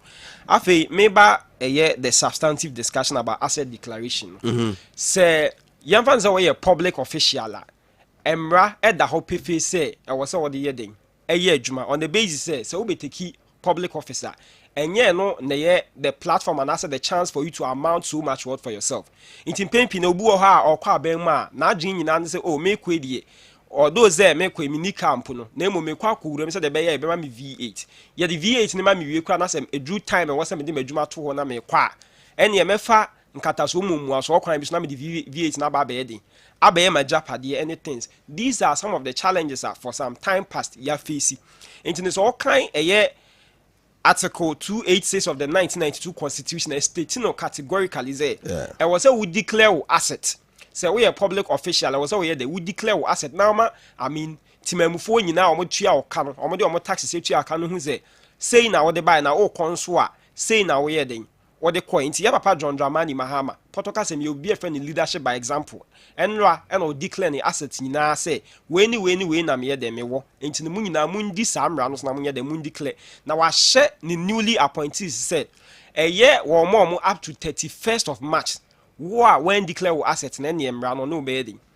I think say a good call. Now, unim. First, na nanka EBB says so be person declare the asset and as MP and as appointee be declare the asset. Okay, constitution article 286 of the 1992 constitution. You declare assets to the auditor general. Who declare chair auditor general ni we nanka den. And no. But Embrano Amaye who say and Papa John Dramani Mahama say sisi say ban say asset declaration. Now first no be okwa declare asset or say oh say me make me assets out and say me money known to other people like ebia na kronfo abeden abewiame inti no nema ni bi wo hai just say ebia nipa ni he is under investigation and I said there has been a commission of inquiry year na etoto na no bi ansa na obehu say asomasi anasa obenten kra all ba nema say no de yeden because it is not known to the public. But Papa John Dramani Mahama said that sisi ayenya ni sabiam say who declare assets na I was say known to the public. Ain't no say you have say institution crowd or head no. I was say one mutimi crowd or social media handles in Naeden. A posty it should be in the newspapers and everything for the Ghanaian people to know say way now what they heading. By now console way now what they heading. If you it's way in arches and okay 2024 manifesto we stated it categorically say asset declaration will be something that will be of much concern to us because see if say oba no ama me declare asset o kona say o ka say what the dan 20 na eko meanwhile oba so na bi apia ne asabi na no why the wesia I think say the one na me problem kakra no utie auditor general oba na de bre no a ono no ontimi ni akire nkohwe say de watwa bre no no correct so say japade no e no say so inflate na de buy a better na time so what's the asset declaration and liabilities law na for some time past nipa be criticize say oh emre die I was see etimi shemu kina na etimi gina brand kaka because so far CS was nkofo be o ma yeden o makasa asem ya ntina the newly constitutional review committee and I think say these are critical things on be consider na going forward na yetimi ama emra na more stringent because way back 2022 for tested for Owura Manase Azure na yeden eda no or true for RTR report be say or true to auditor general and say nkope MPs do an asset penny form where BM will be declaring asset or person who the total number of people are no more declare asset. About 10 of our members of parliament, no one day. Or mun declare more assets. Inti say if say Kobanas are na a BBA inti I think say a good call na we show say Papa John Dramani Mahama. He's someone that he believes in accountability and he believes in transparency. So the beya or man for na say timamu for na ye do musika na yeden. Politicians and I say other public sector workers no. Ombe say and na yeden etie. And only adeba kwa meka. Inti I think say a very good call. Na mostly no send them the kaka obu ha or ba be ma on fashion ba nso okwa na na japade bebiri obu ompo a o ka chenzo me declare asset no be di atete saa wu na obi wan say Kenya na and next wa fa ne ho adi nti no this time round na ye declare in public ne de obi a be hu say na wo de ye den e buy na wo kono say na wo de ye den e say ayen you yam fa oni ma na nto o but obi declare o de you no come out general. No, I have 6 billion. So, Papa John Mahama, he was saying said there should be public declaration. Said no, I was said there should be. But you see, idea. But for he is the gentleman, the first gentleman of the hand, and his words carries weight. If so, sure say it should be a public declaration. Although say, constitutionally it is not enacted in the laws, but I believe so. Na appointees no be a burden. Because on the or this out to me na amount and was say within this stipulated period. So why am I any ejumako the assurance and burden or BGF? I think say a good quiet burden. Ebe buano my net me fan into my pay from. Okay, but that's it. Henry.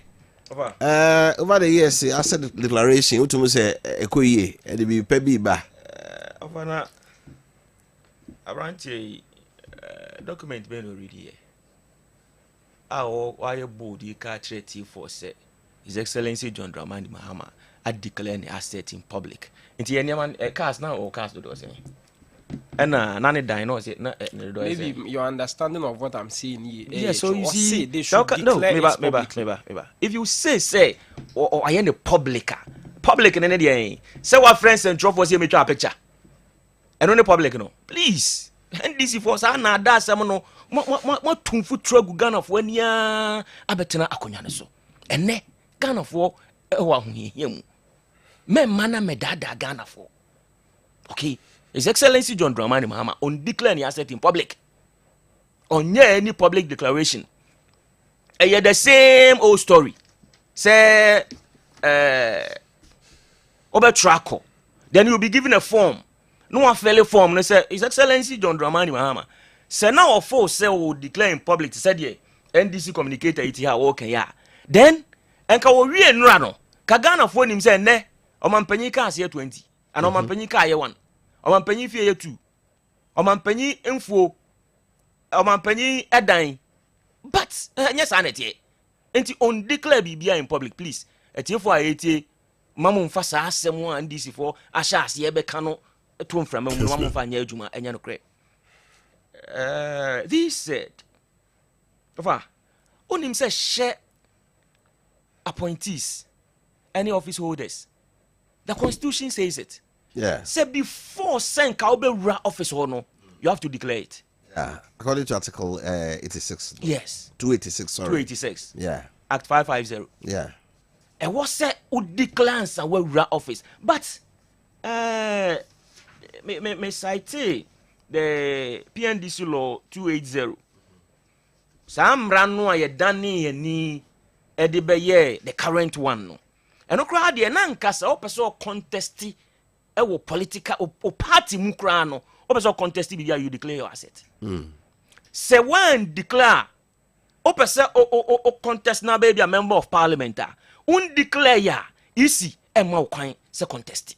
Nti de na si ya afi ya say eno ananka ye fo say ebe ma nhwehwemu no akoye eno anka beboa no ye ye eno afiri ho but me gidi say me de man no to the call mu say we should again amend that section of our constitution me de man no betum bi esan so far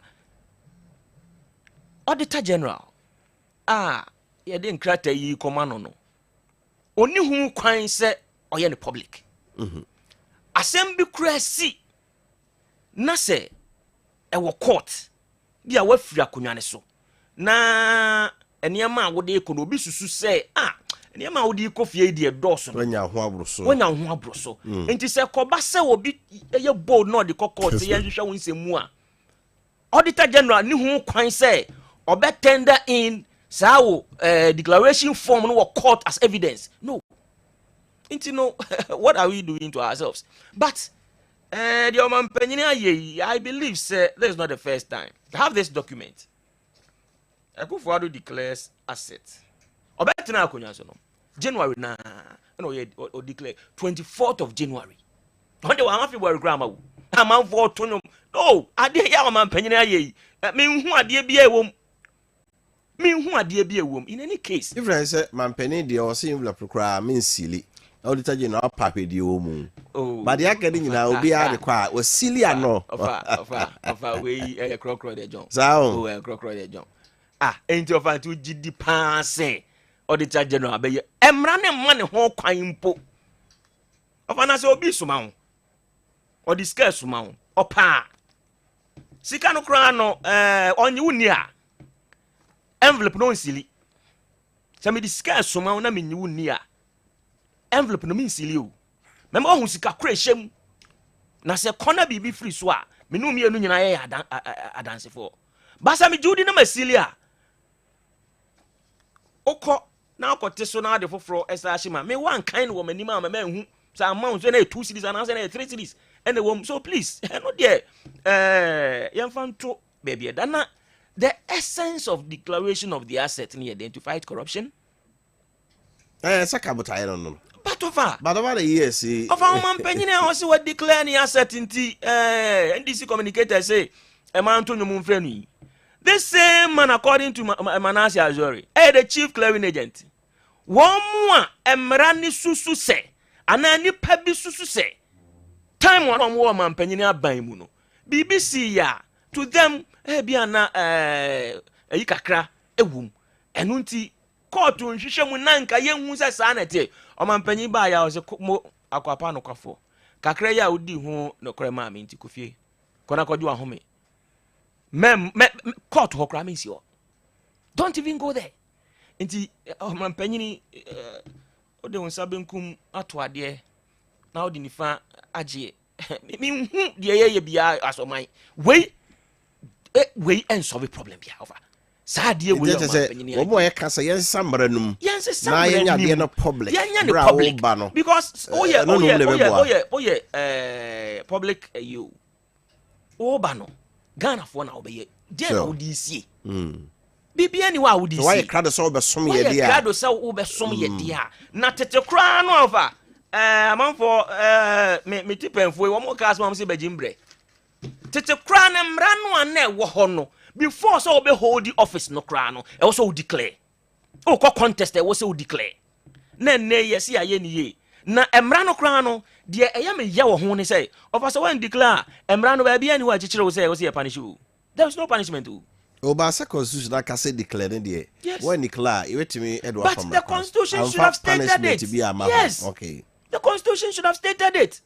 Say one nya on him say but failure to declare no here article 2862 now failure to declare or only making false declaration shall be in contravention of this constitution shall be dealt with in accordance of article 287 of this constitution. Over then why are we doing these to ourselves?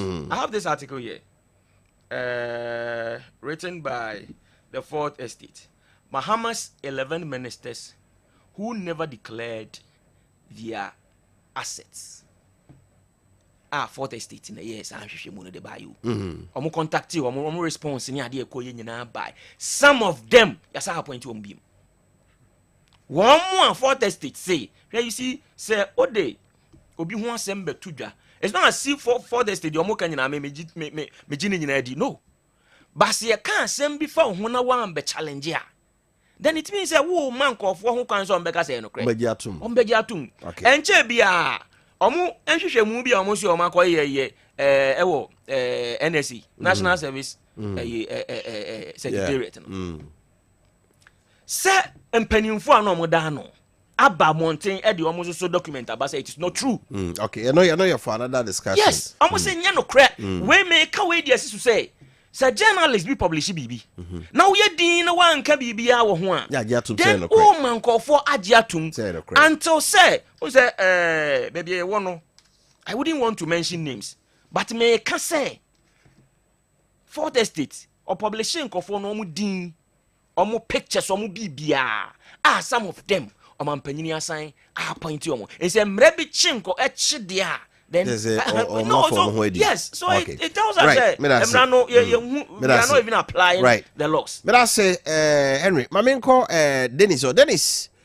Yanko yanim na yenhwe Council of State dear no. We are na OSP dear say the in the so tell me pa. Council of State, ya can say I hear rubber stamp.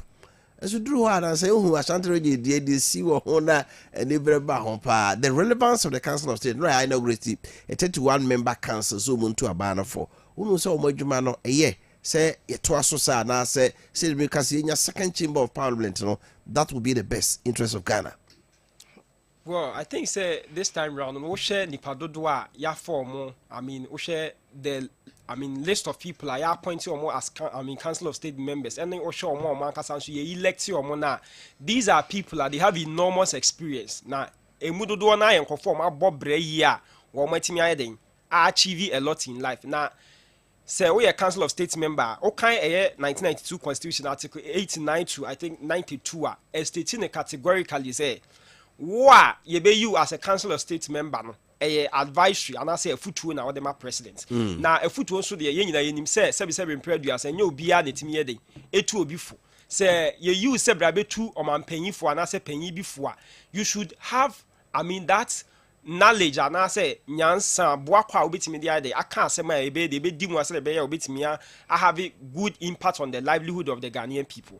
Na me de papa John Dramani Mahama se ne wesi start adwuma ne se de ye ka no or you be a all born home modern pa wo hwe omo a we yi omo as council of state members that say the venerable and vociferous former chief justice Sofa Ekufua ye nyina ye nim na adwuma we ba be ye emra na ono akasa na aban mismanage the economy a wo mo ye domestic debt exchange program and it's not him for Ghana for bebre na esu bi mu fa mu wi no she stood her ground and spoke against it to the point so no akasa echo the Ministry of Finance say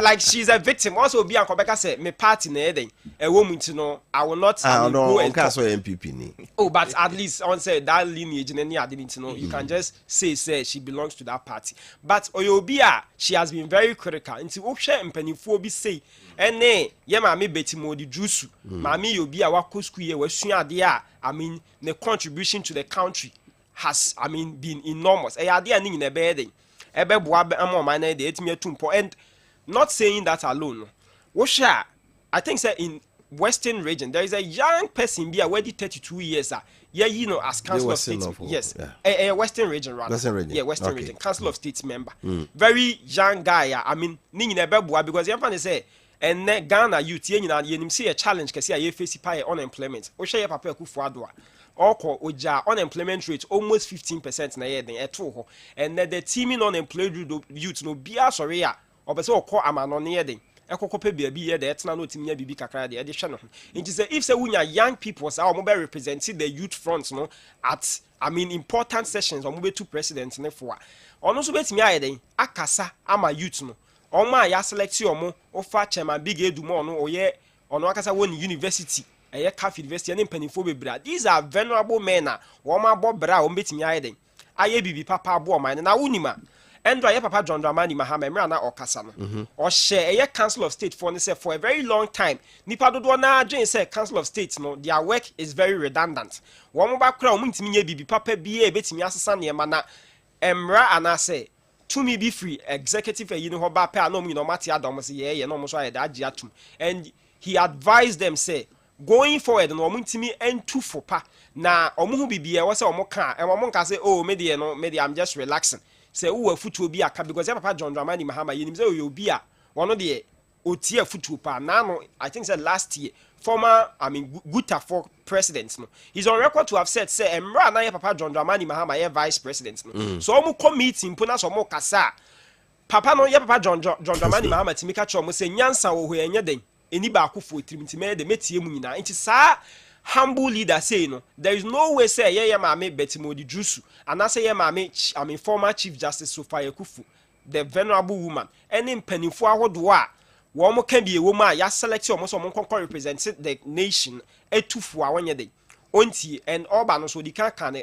I mean explicitly say enye party for nkwa na oba beti omo enti na medical state say wo hwe ne appointment a waya we technocrats ni bi we people from all walks of life wo mo ba beboa mo ma na etimi ade afa ne ntoma pay friend me I think say a very good thing e ba beboa na council of state no the yes yeah show many some of us we the young people yeah she say wo metimi ade aboa na for a very long time the decision and I said the conversation around things and for kase e be ya wo mo for mo adwuma nto anan ke be mpo ayen the year scrapping this time around you be who big difference bia e betimi aye den aboa na o ma na etimi atu mpo me da say Dennis Henry over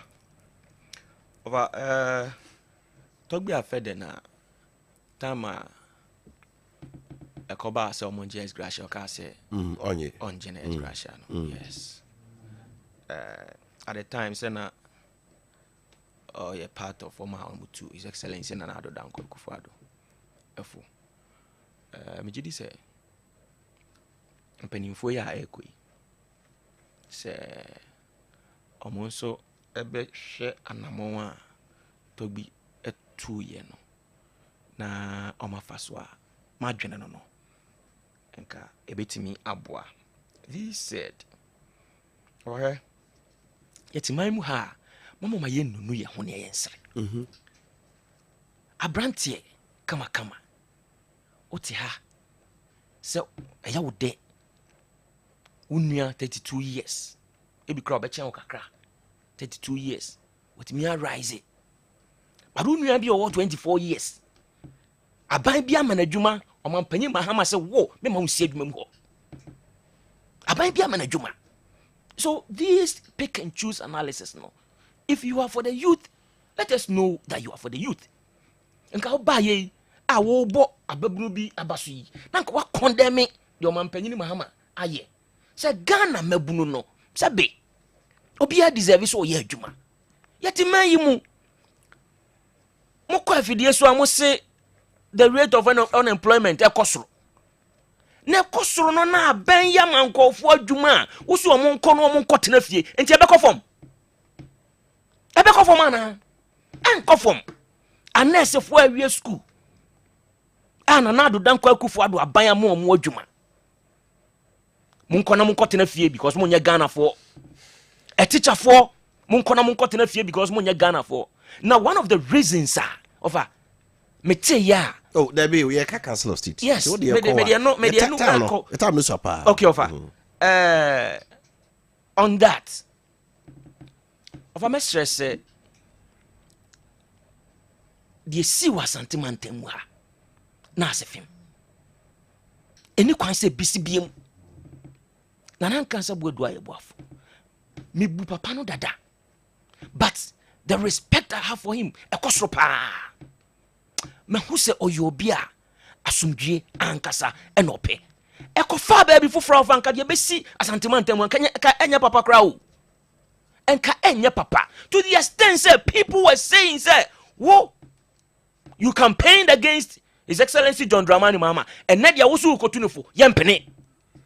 Listen to this and then na mo betena ha ebeka se ade no diafra. You guys were saying say papa no oye exposed ibia oye bia oye MPP ni enu ti yema ni nto mampanyini efo da ena mo ya na nobody obi anim de kosi ye say aba but of adwuma no de e wo se ye de ahya wonsa no e se wo ye na wo ye ni ye. My advice to them and say omuntu omampanyini fo ye sabre ya akura no nko omon from omampanyini so omampanyini se de wo ye bia no se nya omon kan kire no is that not the case? Enti wo mo adwuma omampanyini adwo mo adwuma from nsem no council of state enfre omampanyini no kan kire se da bi Emofrano, we are from different regions. Emofrano be free region bia. enti se betimi aye adwuma no ne aye ne ya ya mabunu na adwuma no a wagye from nsam no fama wo mo na ye hu sampa omo ye adwuma no se de se na efata yes o man timi an hyase anya sa de we dia ofa me nim do betimi aka biem because adwuma sam de ayade hu hia pa and Ghana ni bia obabunu bia ko school na ni da so so ba ye adwuma ensi ye council of state a mesre omuntu mampanifo say on reverse sa decision no okay because ebo man obi adwuma wagye free nsem no betima ya amroba wo because man must eat what throw applications what call interviews and na maybe be say to say ni pakro no wonye akatua danti anyi ni din emfiri mu no it is neither here nor there me we school the year 2004 fa the number of months I did answer na me din ko payroll only God knows aban bia nka se me din an ko payroll nti yi me dia firi mu enji sa de ne de non starter okay I afterthought ya be sere omo okay obabunu bia ehia so ye adwuma enti mabunu na maje omo adwuma firi omo nsem no mu from adwuma ma omo no omo okay that's it Dennis final word here me say yeah papa John Dramani Mahama emra or set up the committee and I say the transition team to meet the former president Akufo-Addo no nkomo bi ko so a the agreement was that my issue appointment letters Emma will be fulfilled until say the new government takes over senior pastor say with the make and ayana ebi before mo betna na hypocrisy na ya too much the issue is that say offer appointment your budget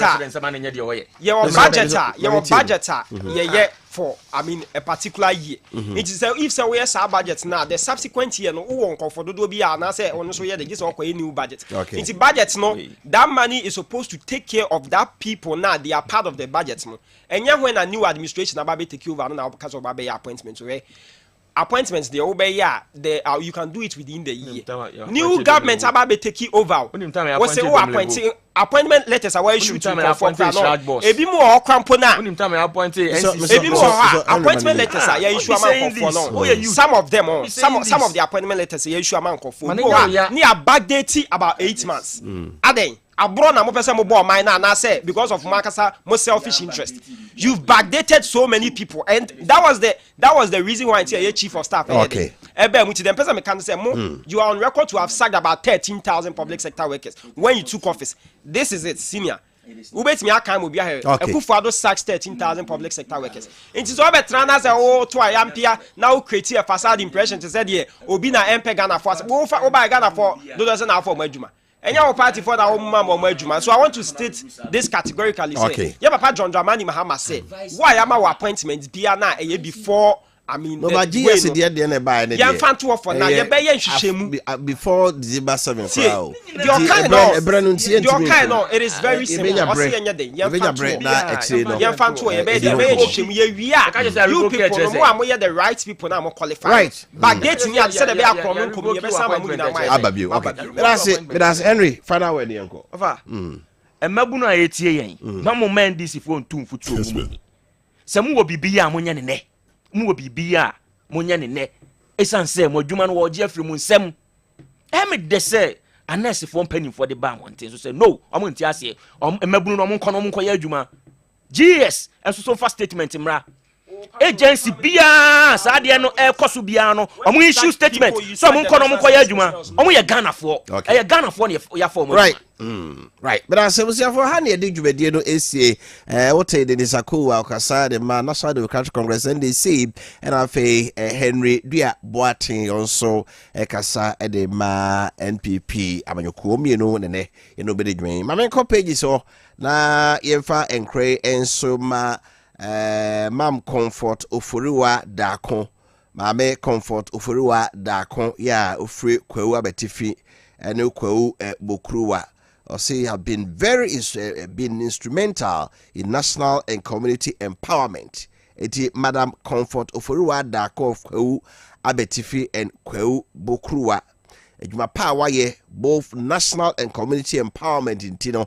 Ose abasobodie ya enonso timpene se okonkode na oje apaye ti nyame koso enhra we every program manager Same Edu Boache eho wote KOD enka malam yaya ne adwoacherewa ɔmo ɛhyɛ dwumadi ɛde ba mede Kofi Appiah nyame ado ɔkyena yɛbɛsan ɛhyɛ bio ne de another edition of Maakye ɛde abra sabra yɛsɔresɔre deɛ na sɛ Joe Laka ɔne abadwafo bɛtrase na the midfield action dwumadi na agudie mu nsa na brɛw efi no nkron pɛ mu kɔpem sɛ ɛbɛbɔ dɔnko a yɛde holistic news no ɛbɛbrɛ wɔ yakra mu